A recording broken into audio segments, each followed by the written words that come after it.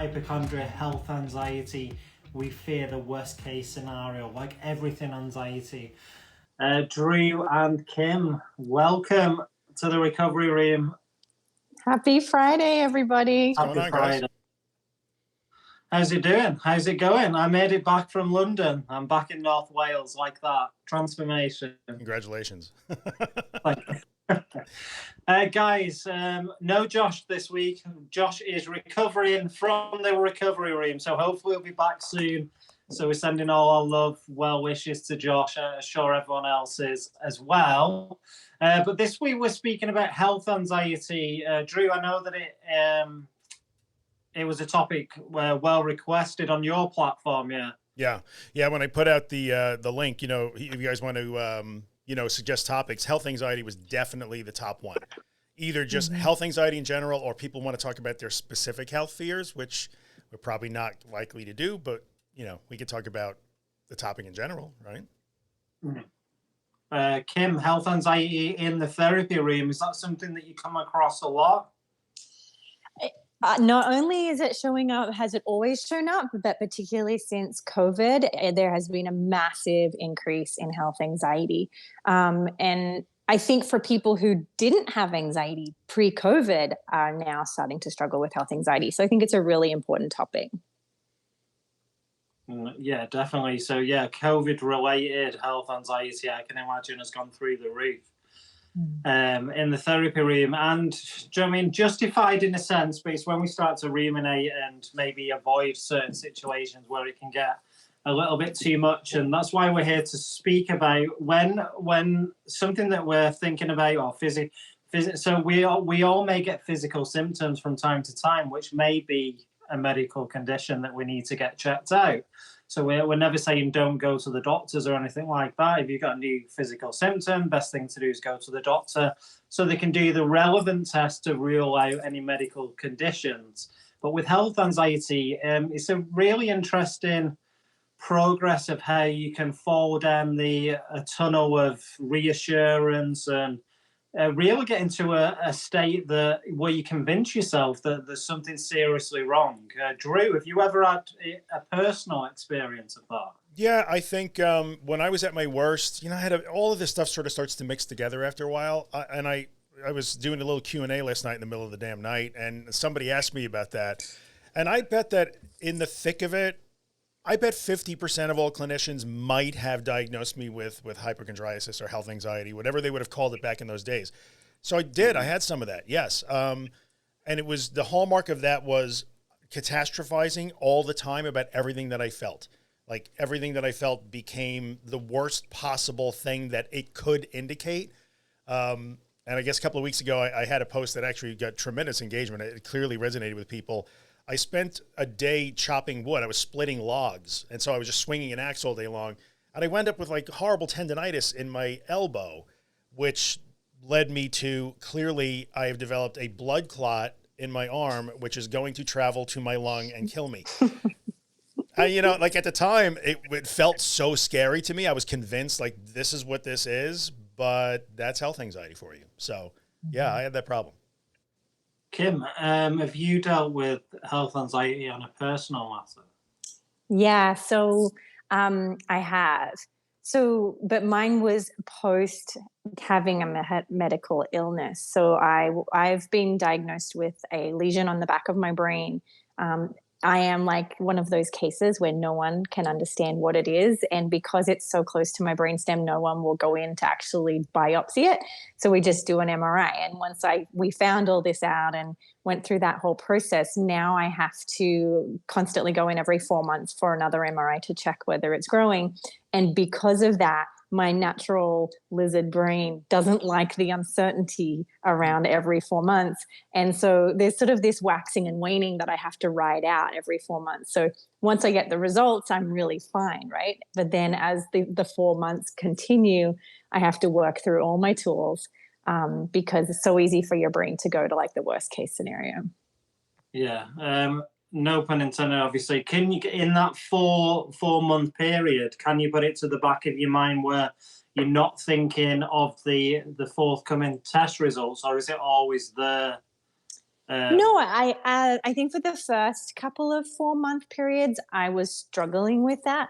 But now I feel like I'm really found a rhythm of knowing what, as soon as I know, it's sort of like this line. And I kind of say, like, there's a line, and I know as soon as I cross it with Googling mental rumination, seeking reassurance, at the minute I cross that, I trigger more anxiety. And so I just try to really keep myself within the limitations of compulsions that I don't do.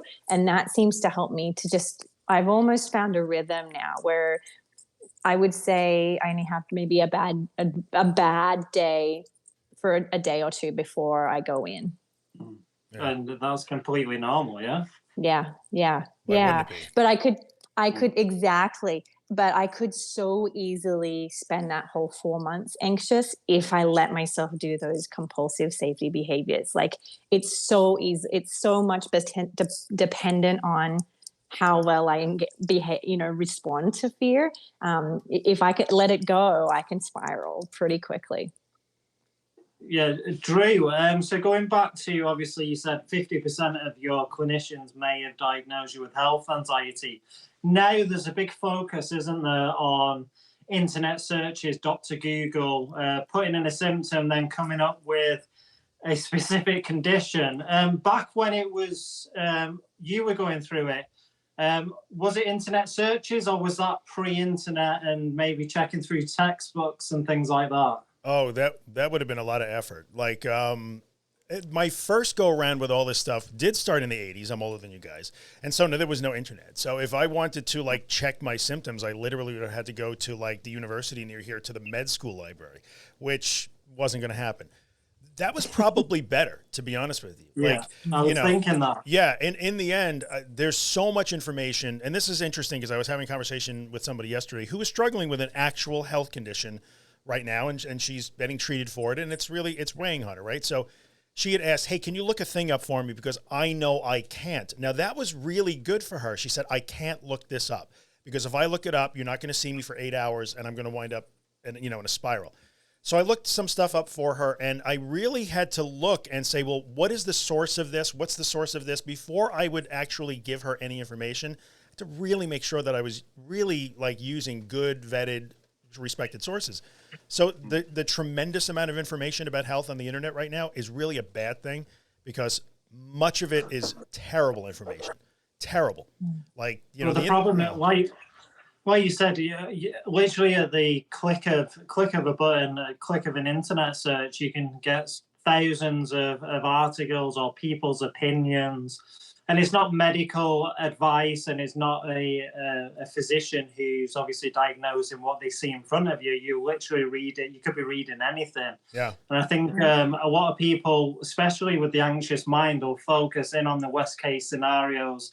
And I know that I did. And I mean, it's so easy as well in the era of like Dr. Google, where you type in your symptom, what happens is that Google's programmed to come up with the worst case scenarios, which is, I mean, that's a red flag for anyone with anxiety. So you could have a common symptom that was very unique, like in a really bad condition, and convince yourself that you had this bad condition, and then live in fear, not going to the doctors, for example. But you can have the flip side of people going to the doctors too much with constant reassurance. I can see how before the internet, the health anxiety, I don't think it would have been as common, well, not as it is today anyway. I think there's so much that can fuel it now. And just along the lines of what Dean was saying, Google is programmed to give the worst possible case. Google is programmed to give you the results that are the most popular. And sadly, the most popular also have a profit motive. So when I was researching for my friend yesterday, the results that I was getting were dominated by holistic sites and natural sites. And you can, advocate for that stuff all you want, but they have products to sell. Like, every one of those top sites was gaming the system. It was SEO. And yes, like, oh, these are horrible stories, but hey, this supplement that we happen to sell can fix you. So if you're stuck in that Googling thing, just be really, mindful of who you're getting your information from. Because, it can definitely fuel it, for sure. Well, and I think too, it's also, and this is one of the core pieces of psychoeducation that we give early in treatment, is websites legally have to tell you the worst case scenario because they don't want to legally be on the hook, right? So there, if you like, headache is the most common one, right? If you Google headache, you could have a headache or you could have a brain tumor, like, or any number of things in between. Wait, But medical websites, it's not a what? tumor. I have to say that It's whenever not a anybody, it's tumor. not a tumor. Whenever everybody says that. It's so true. It's Sorry. so true.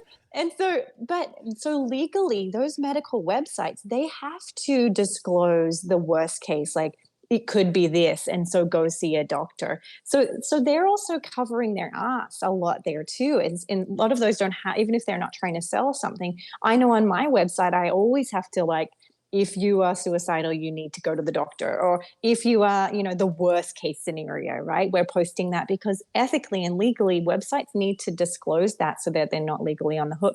And people assume that the mention of the cancer word, which the C word, like that's the big C word that people don't want to hear.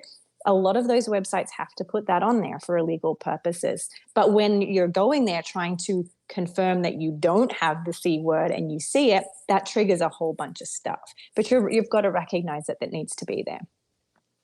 And Kim, just speaking obviously from a therapy point of view, I can see how it can be like a compulsion, couldn't it? And what do you say to people who come in and say, listen, I have a serious problem of going down the rabbit hole of Google? Is there certain steps that you would advise that someone could take to limit that? And what would that be? Sure. So the first thing to recognize is, then this is not answering your question, but it is answering question, is the first step is to have a doctor who understands your medical and mental struggles. It is such a huge piece of recovery. So you've got to start there. If you have a doctor who knows you have health anxiety, they can then work so that they know they're not giving you reassurance. So that when you are struggling with when you are struggling with a medical illness, we make the rule no Google, and that you go to a doctor. Because the truth is, Google can't diagnose you anyway. Even you could spend a whole day on Google and you're not getting closer to the problem solution. You're just dumping information into your brain. So we do no Googling. We sort of have this rule, right? If you have a medical symptom that is not improving, that has been consistent over time, not just for the last 20 minutes, but it's something consistent over time, then you should reach out to your doctor. But the presence of a physical sensation alone is not evidence to run down to the doctor. I like those. Yeah. Can you give your patients sort of guidelines or rules to follow? I know, not everything can be boiled down to a rule, but like you have to give yourself X amount of time before you reach out. You have to give put a timer on that sort of stuff.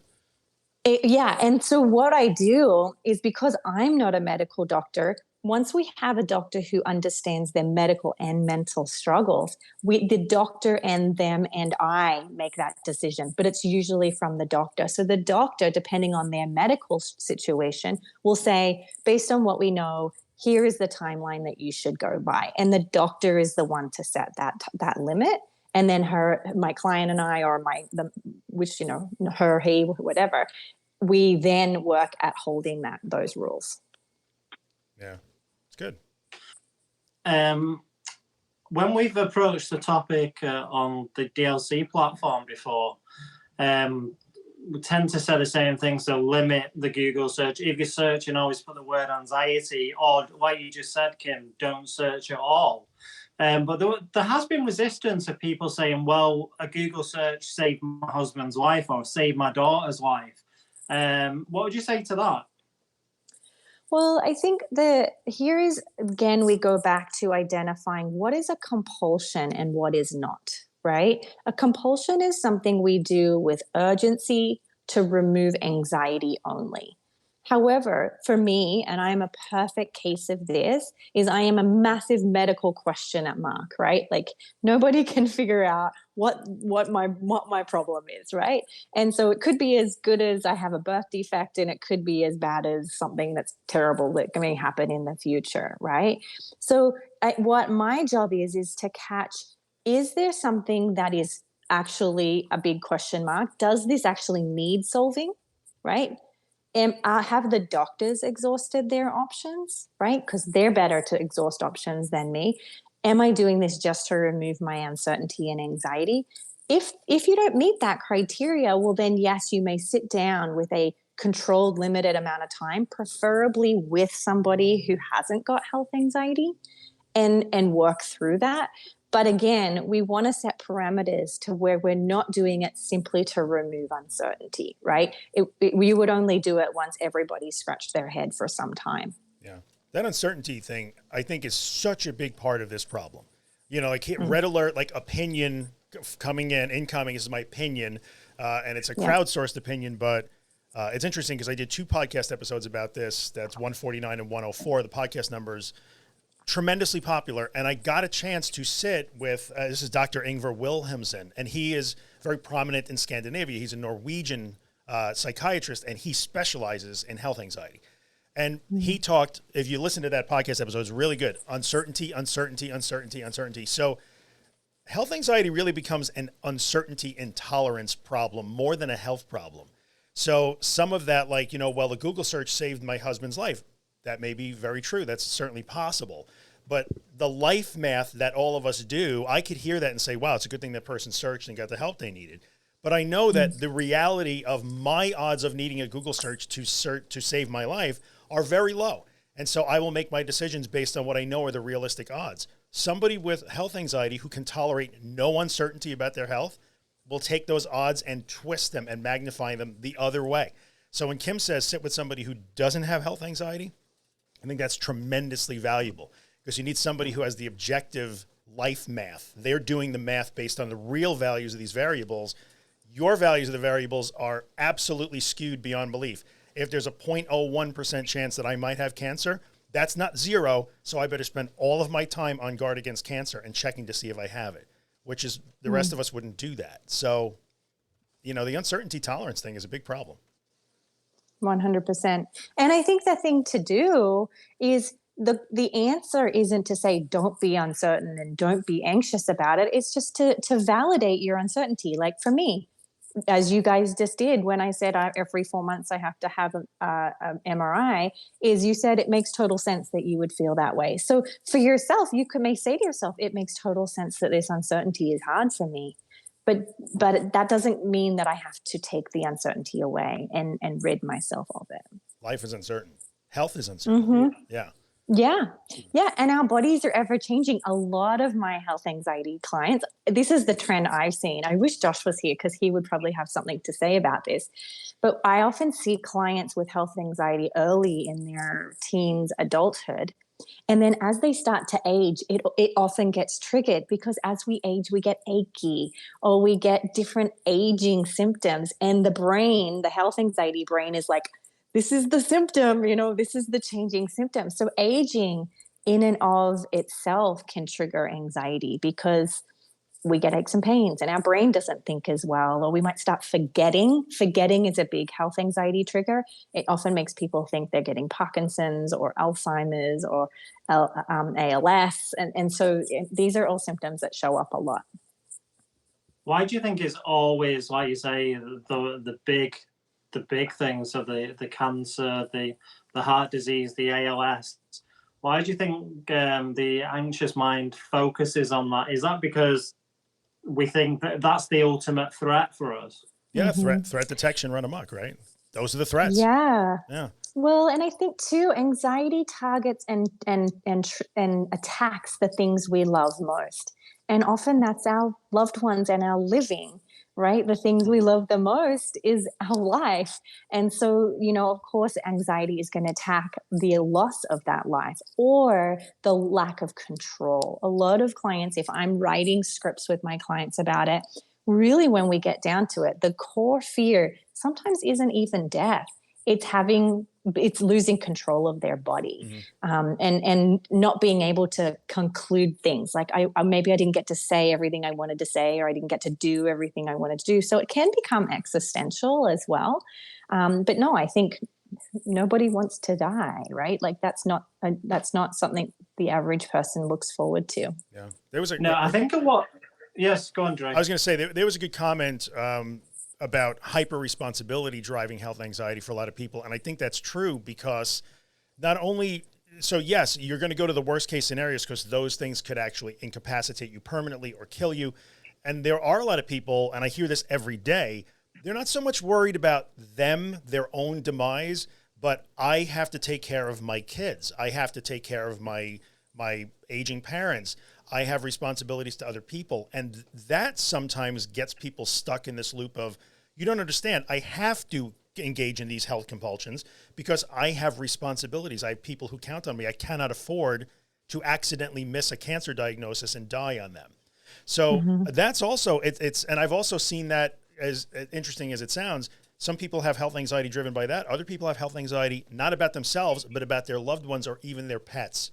I've actually interacted with people who have raging health anxiety about their dogs and cats. So it's amazing. You're right. What does it attack? The thing you value the most. So and it's so good.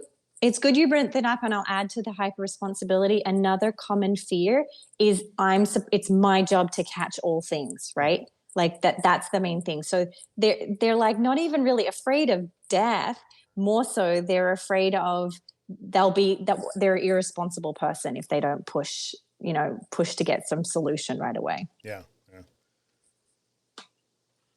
Always nice to see, isn't it? What I was going to say is I keep trying. You didn't even take the course, you moron. You didn't even take it. So stop. We know you didn't take it. Last time I pinned his comment instead of getting rid of him, which was awkward, but never mind. Anyway, sorry. What I was going to elaborate on, guys, was I see it in the community a lot of people saying, well, taking it back to the headache, Kim, a lot of people saying, well, you read cases of people having brain tumors and dying within 2 weeks of having a headache, so you can't rule it out. So I must fear this. I see that a lot. Yeah. Because you can't rule it out 100%, you must fear it because it's a possibility. Right. But that brings with us, we could also say, oh, there's that one person who, took one medication and lost complete control of their body and went crazy. Or there's that one person, like there's so many of those stories, right? So we have to sort of zoom out and look at, there are people who, we could come up with a million things of, oh, they had this one symptom and then that. So there's always going to be those situations, and it's heartbreaking and it's frightening. That those kind of situations was what freaked me out. I remember when I first got diagnosed with the lesion, every time I got like a tingling feeling on my mouth, which I sometimes get maybe several times a year, my brain was like, this is it. This is you dying. You've got 20 minutes. Like that's what it was. And so of course, yes, your brain is going to do that. But I think that your job is the first thing to remember is, again, the body is supposed to heal itself. The body is supposed to have a headache. It usually has a headache because of something, right? Like you're stressed, you're overworked, you haven't drank enough water. I'm making this up as I go, right? So I think the thing to remember is that can be true while also other things can be true at the exact same time, right? And to hold space for more than one possibility at the same time. At the end of the day, we do have to accept that life is uncertain, and it comes to that. Right. I think that's the problem. Like, yes, there was that one person, if you look at the math that goes behind that, the numbers are so small, but your fear will distort those numbers into a damn near certainty, which in a way is kind of the COVID thing also. Like, I addressed that in my Facebook group months back, where understanding that COVID, so everybody who's getting, well, COVID has driven my health anxiety through the roof. Well, it's true. Well, it's a real thing. People are getting sick. Many people have died. That's absolutely true. But it doesn't mean that you have to treat COVID as if it is literally waiting outside your front door with a shotgun, just waiting for you to walk out, which is what that fear will turn it into. Like, I am going to get it and I am going to die. But that's not true. You could get it and you could get sick, but you can control some of that. So there's so much of that distortion that plays into this. It really does. So do you guys think it'd be beneficial for people with anxiety to be able to work out the risk? So someone who's scared of going on a plane and the plane crashing, them knowing the percentages of things like that, or like you say, getting COVID and knowing the percentage of you're going to be okay and recover from this. Do you think it's important to dictate your life by figuring out what the risk is going to be? And if it's a low enough risk, then it's okay to carry on and not worry about it. From my experience, and this is just my experience as a human, not as a therapist, is if you don't have an anxiety disorder, statistics can be very helpful. If you do have an anxiety disorder, that helps for about 12 seconds. Mm-hmm. And then your brain has all kinds of words to say about those statistics and questioning the statistics. And do I have an additional symptom that may make that statistic not apply to me? So that was a great 12 seconds of relief. But now I have to go back to tolerating my uncertainty. And so that has just been my experience. Yeah, I would agree with that. It doesn't matter what you could say, and I went through this in that podcast episode, okay, you're a 25-year-old athlete, with all the highest marks and all of your health markers in your blood, but it doesn't matter. There is a 25-year-old athlete somewhere in the world that died for some reason that nobody expected. So the odds are not zero. I need them to be zero. So don't tell me I have a 99.9% chance of survival. That's not zero, and therefore I will not accept it. And the problem is that 0.0001% case.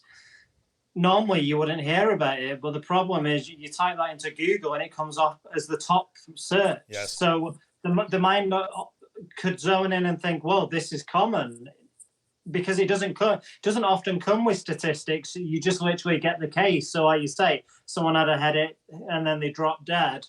And that's at the top of the Google search, even though when you take a step back and look and see that was like one case in the whole of Europe over the last 20 years, you don't get that clarification most of the time, do you? Right. No, you don't. Well, and it's because the people who have headaches don't go online and say, oh, just in case you needed to know, I didn't die from my headache. That's right. The only reports we're going to see are these big cases. Like I was listening to something right at the beginning of COVID, and they were saying the news tells you about the bad stuff that's going to be highest. That's not a bad thing per se. They're just reporting on the small chance cases, right? They're reporting on things that aren't common. Like me, I have a lesion. It's, like this big in the back of my brain.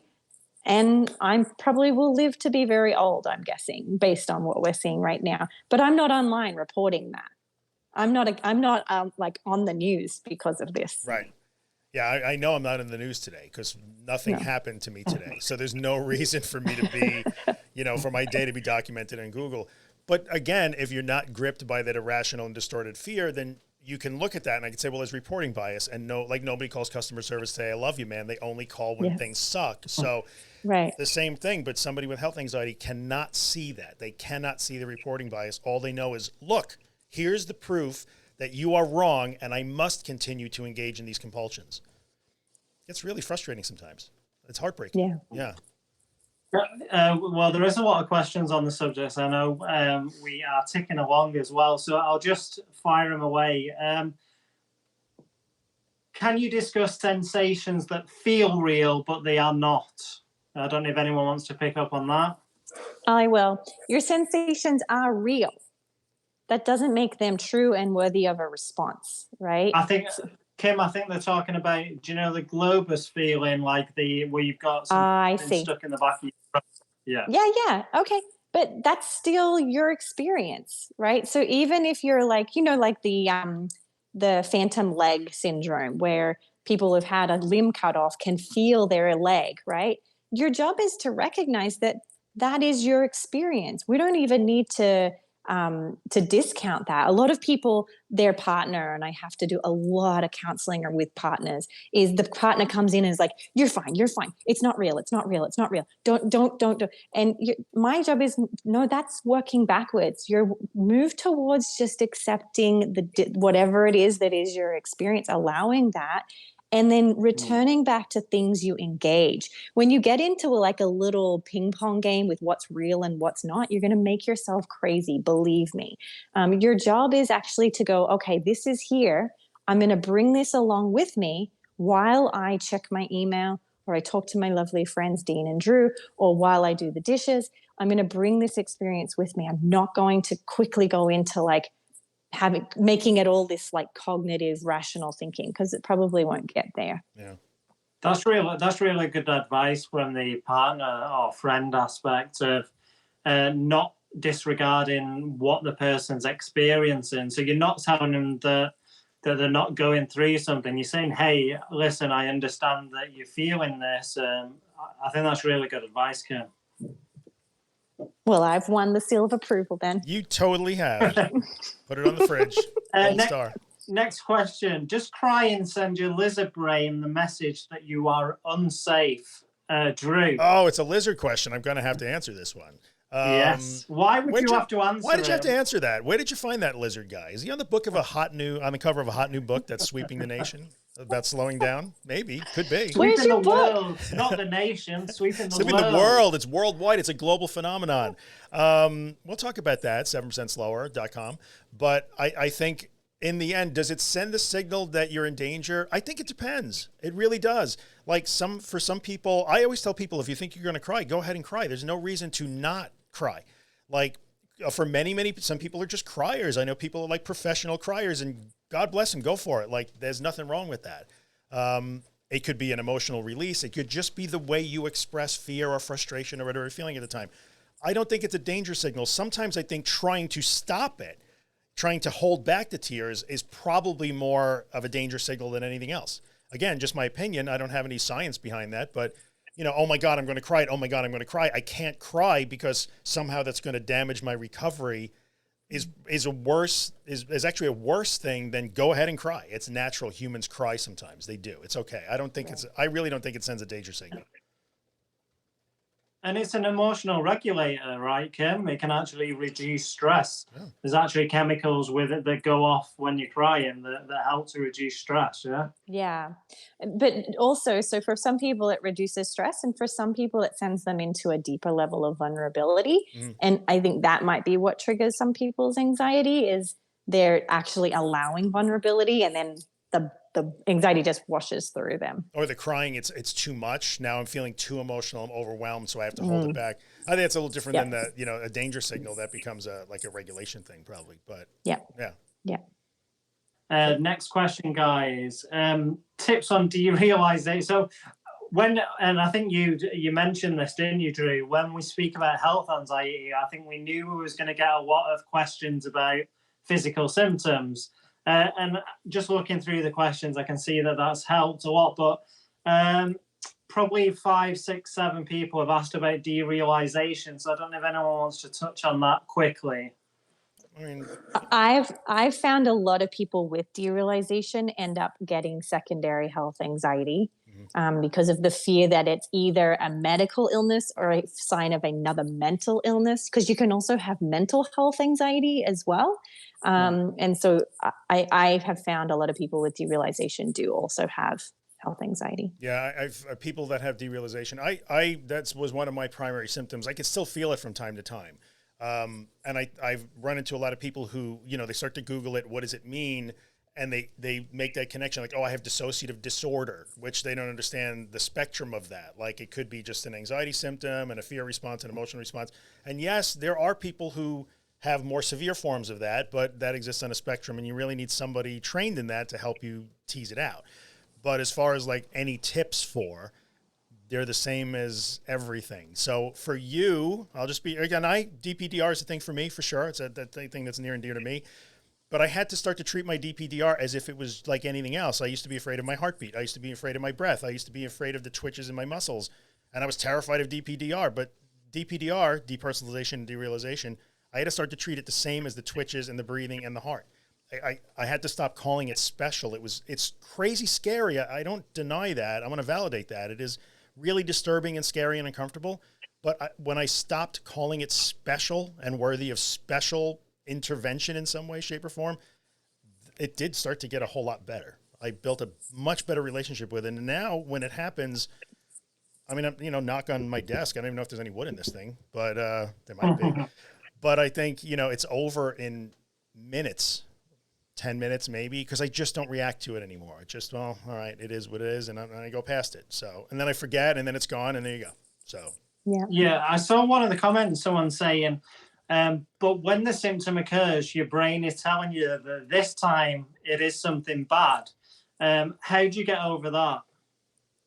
I let it be something bad. Sorry, Kim, I jumped in on that. No. I literally, for me, DPDR, I never felt that I had some sort of big mental illness, but it was a feeling of slipping away. I felt like I was disintegrating. I was losing myself. I was slipping away. I was disappearing. It's really even hard to put those in words. But that was it would trigger like, oh, I'm disintegrating, and I would have to hang on. Like, I better hang on or I'm going to somehow slip away. I can't even define that. And it got better when I said, okay, well then go ahead. Like, go ahead and slip away, I guess. I can't stop it. Like, gripping the steering wheel any harder isn't stopping that from happening. So it sucks. But like, for me, I boil it down to like, I had to let that worst case scenario be true and to learn experientially that it never was. DPDR is depersonalization and derealization. I just saw somebody asked. Yeah. So it just goes back to the willful tolerance. Yeah. Yeah, pretty much. So you just flirted with the other symptoms. So people are asking about heart skipping beats, stomach issues, heart flutters. It's all the same, isn't it? It doesn't matter on the physical or mental symptom. It's the same. You have to willfully tolerate the symptom and know that even though it's coming again, that it's going to be like every other time where you came out and you were okay. The odds are definitely in your favor. Someone says, does health anxiety, does this apply to the fear of death? It's usually like I said before, it's usually one of the underlying fears, right? So I'll give you two interesting concepts that a lot of clients say to me, is a lot of them will say, I'm not actually afraid of cancer as long as the cancer that won't kill me, right? So that's one thing that I hear. Other people have said, and this was the most profound, I was early in my traineeship on this, and I had a client who was so distressed by their health anxiety, and they said, I would prefer to know I had cancer than to tolerate the uncertainty that I don't. And I thought that was such an interesting, and I tell a lot of my patients that, and they 100% agree with it. It's often not the death, or it can be, but then there's some people who say it's the death, but then a lot of people say, no, it's more that I just don't want the uncertainty. I don't like this middle gray area where it's neither good nor bad. And that's what they're really struggling with. I heard somebody tell a story the other day, which was right along those lines. Fascinating. She is in the habit of building little like movies in her head that take it all the way through. Not that she's sick now, that she will get sick later. She will get some terrible disease. She will decline. She will pass. And her relatives have to go to her funeral and say goodbye, and they're sad. And in the end, that is an outcome. It's not the outcome that anybody wants, but there's certainty in the end of that story. And that, in a way, she was compelled to keep doing that, as opposed to not knowing if she might get some horrible disease in 10 years. Yes. Yeah. Yeah. She found relief in that. Interesting. Yeah. Yep. Pulls you out of your uncertainty into some version of certainty. Right, exactly. Even though it's not clearly what anybody wants, but at least knowing what the outcome of that story was good for her. Right. Yeah. Definitely. 1 second. I went to become a surgical technician. I want to become a surgical technician so bad, but with anxiety and physical symptoms, I'm not sure anymore. I definitely wouldn't stop. Well, obviously, anxiety shouldn't stop you from doing a career that you want to do. But I guess it's about putting the right steps in place for your treatment plan to make sure that you're not dealing with like high levels of anxiety whilst you're at work. Yeah. Yeah. I mean, I think you hit the nail on the head. Like try to never let fear make decisions. Like that's a really big key point. The thing I would really stress is there is lots of treatment that is highly successful. So if you're willing to do that work or you're able to do that work, you 100% can recover from this so that it doesn't have to make your decisions. So I would encourage you to go in that direction. Yeah, I would agree. The next question. I deal with anxiety. My doctor knows this, but that's no good because every time I go with what could be a possible symptom, I just feel like they're disregarding me because of the anxiety. Do you want to answer that, Drew? I mean, I felt that a little bit in the beginning. For me, this is so fascinating because my family doctor at the time, who I was going to back in the 80s, first time it happened, I was pretty sure that I had every possible disease. I went through malaria. Like I literally thought of all these diseases that I probably had. And yeah, he just kept doing it like, it's nothing. So just a very quick 10-second story. I worried that, well, he's not paying attention then. Like now he just thinks that it's anxiety. So if I do really have something, he's going to miss it because he's dismissing me. That was really hard for me. I was trapped in that cycle. Then I opened the newspaper one day and he was literally in handcuffs because he was a cocaine addict and dealing out of his practice. And I thought, now I'm really screwed because he totally missed everything wrong with me. No joke, that's a true story. So yes, that could be a real thing. And I hear people talk about that all the time. But now they think everything's anxiety. And I heard of a person that they thought it was anxiety, but they actually really had a brain tumor. And so I think that's going to happen to me too. Tough one. Yeah. I'm not answering it. I'm just, I guess, validating that it happens and it happened to me. I don't have a good answer for it. I can't believe that about your doctor. Yeah. Well, I think that's again why it's so important to have a treatment team who is good with managing people's anxiety. A lot of the doctors, I've had a lot of patients leave their old doctor because their old doctor will just run every test. If you're anxious, we'll take care of you and we'll run every test. And I'm like, no, this is terrible advice. It's not even good medical, treatment. So when we find a doctor who can be aware of the anxiety, and then the doctor doesn't let the client's anxiety make their decisions either, right?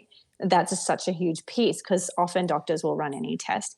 But then then I can counsel them or they can learn. The most impressive thing is when the doctor can withhold and be clear in saying, I think that we're stepping into a compulsion. I'm going to stop there. That can be really beneficial.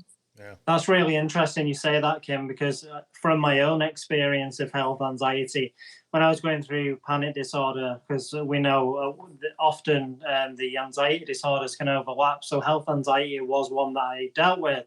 And I felt that every time I went to the doctor, they wasn't disregarding me, but they would send me for the tests every time, almost to make it easier for them. But that's not the right treatment. That's interesting. I've never heard that, Kim, but I do like that take on it, and I think I agree with you. But then the problem is the patient will end up leaving the doctor's office without that reassurance of the next step of the test. So does that mean that they're putting a strain on that GP service because they'll be back again next week to speak to the doctor? It could be, but ideally, if you have a clinician who, I'm talking from a very privileged perspective in that someone would have a therapist who knows what they're doing, but usually the doctor will then put a call into me and say, we drew a line at the test. And so then I know to step in and be working through the person's uncertainty. Now that's a perfect setup, right? Like that's excellent treatment. And a lot of people are unable to get that. I think it's important to know too, that doctors are also legally on the hook. So if you go in and you say it could be this and it could be that, and you bring in your Dr. Google printout, he legally is on the hook now. If he doesn't do it, it makes it uncomfortable for him. So if you can find a doctor who is able to only make test decisions based on medical, the medical triage, like, okay, and if this symptom's here, I do this test. That's a really big step for a doctor to be able to do that. Yeah, that's got to be tough. Really, defensive medicine, right? Defensive medicine is a thing. Here in the States, it still is. And a patient that yells loud enough is, I think, hard to ignore from a legal standpoint, So I get it. The doctors are in tough spots too. Yeah. But again, I think we also, so on our end, and this is just to give you feedback on what it looks like on our end, here's an example. A patient of mine not very often ago knew she had to go in for a yearly checkup, right? And a yearly review of a symptom that they've been keeping an eye on. We made rules on what questions she was allowed to ask, because certain questions can very much trigger how a doctor will respond. If they may say, "How are you doing?" and you answer the question, and they'll say, "Any new symptoms?" That's a very interesting question. You have to be skilled to know how to answer that, because if he says any new symptoms, every human could list off 20 new symptoms. Oh yeah, I had an allergy attack last week, and I also had, some cramping 2 weeks ago after eating Chinese food. And, you could list that as new symptoms. So we actually work at knowing how to effectively answer doctors' questions so that it doesn't influence the doctors to be like doing all of these tests as well. Your job is to answer the doctor's questions, but give them no random information just because your anxiety tells you to. Yeah, I heard a lot of people as well saying that they go to the doctors with certain physical symptoms, and they ask the doctor, they say, "Is there a possibility that this could be cancer?" Now that question, like you say, from a medical point of view, is a question you don't want to be asking, because the doctors can't turn around and say no. Right. Now they have to run 17 tests. Yeah, or at least be honest and say, well, I guess it's certainly possible, but the odds are so slim. That's tough. And I remember that my doctor, who's still my doctor now, and I respect him and I dig him in a big way, he would work so hard on that with me sometimes. Yeah. Like, look, we could do this, this, this, and this, but all it will accomplish is this, this, this, and this. It won't make your life any better. If you make me do it, I'll do it, but I wouldn't do it for my own son, he would say. Yeah. And he was so good at taking the time. But again, not everybody gets that. So, Yeah. I just pinned a comment now because I've heard that a lot as well. People scared of actually having the tests because they're worried that it'll come out with something. Yeah. Well, we've talked a lot about people who do compulsive reassurance seeking with doctors, but there's a whole 50% of people who have anxiety who avoid doctors for decades because of the same diagnosis. So I think avoidance of doctors is also an issue for people. We do the opposite work for them, and we actually have them go to the doctor and have a checkup. And that's the exposure for them. Yeah. It's really interesting, isn't it? Like you say, that there is that split of someone who's constantly going to the doctors and someone who's avoiding the doctors, and they're both dealing with health anxiety. Yeah. Guys, I think that's a good place to leave it. I don't know if there's anything else that you guys want to add to that. But I think we've covered a lot of the questions. There is a lot of symptoms questions that kind of we're going to give the same answer to. But I really enjoyed the chat, and I think a lot of the people in the comments have really enjoyed it as well. Yeah. Guys, is there anything that you guys are working on this week? Any special news from any of you? Kim, I don't know if you want to let us know. No, Drew has news. I have news. Yeah, so today I'm going to, for those of you who do not know, I have a new book out called 7% Slower. It's all about learning to go slower, even when anxiety is telling you to speed up. It's getting rave reviews. I'm actually on Kim's podcast today, too. You should listen to Kim's podcast because we talked about 7% Slower. So the Kindle version is out now, and I am uploading the print version probably tonight and the audiobook version probably over the weekend. So by next week, we'll be all set. We'll have print and audio and all of that good stuff. So yeah, check it out. All the good stuff will be out there. So if you guys are waiting for print and audio, it's coming. I just want to take one. Go ahead. I was just going to say, will the print and audio come out on the same day? I probably can't make that happen. So I'm going to I'll upload the print version to KDP tonight.